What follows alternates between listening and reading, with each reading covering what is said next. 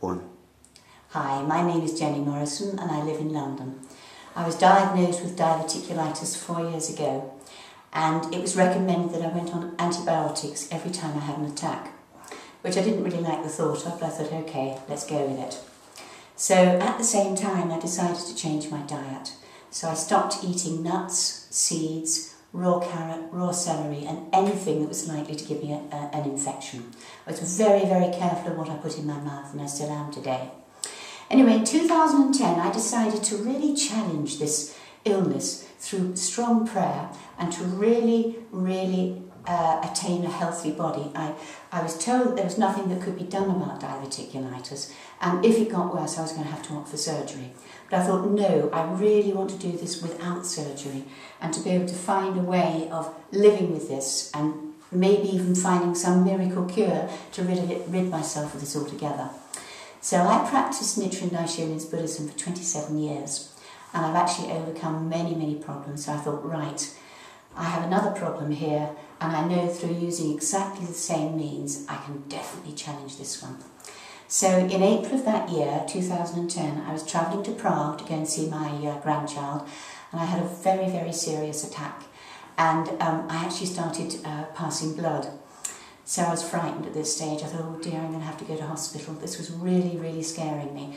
So I managed to get a call through to my surgeon, and he said, well, now get onto the antibiotics, take those for the weekend. When you get back from to London, come and see me, I'll give you a colonoscopy and we'll see what's going on.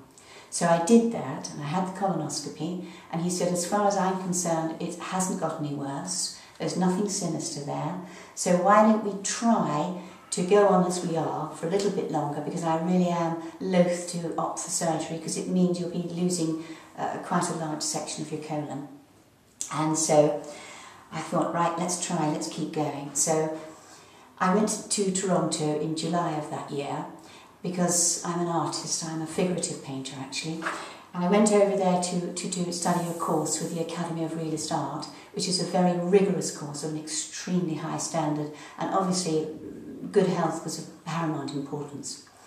I'd been studying for about a month, and I went down with my first attack, and it was the worst one I'd ever had. It just didn't go. I was on antibiotics. Nothing made any difference.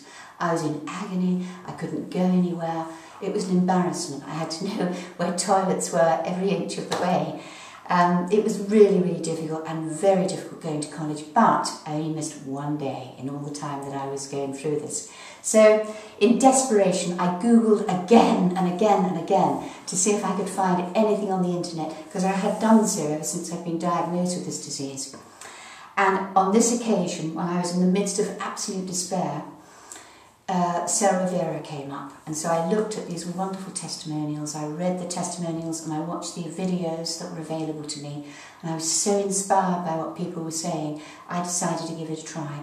So I immediately sent away for SEROVERA, and it arrived about 4 days later, and after being on SEROVERA for 2 weeks, I felt that very internally my body was going through a big battle, and I felt this instinctively that the goodies were going to beat the baddies. And so I kept going, and within a month I felt a different person. When I came back to London a month after that, I was probably felt better than I had in 18 years. Because 18 years ago I was first diagnosed with the early stages of cancer, and I was diagnosed with non-cancerous cells of the left kidney, which was very serious.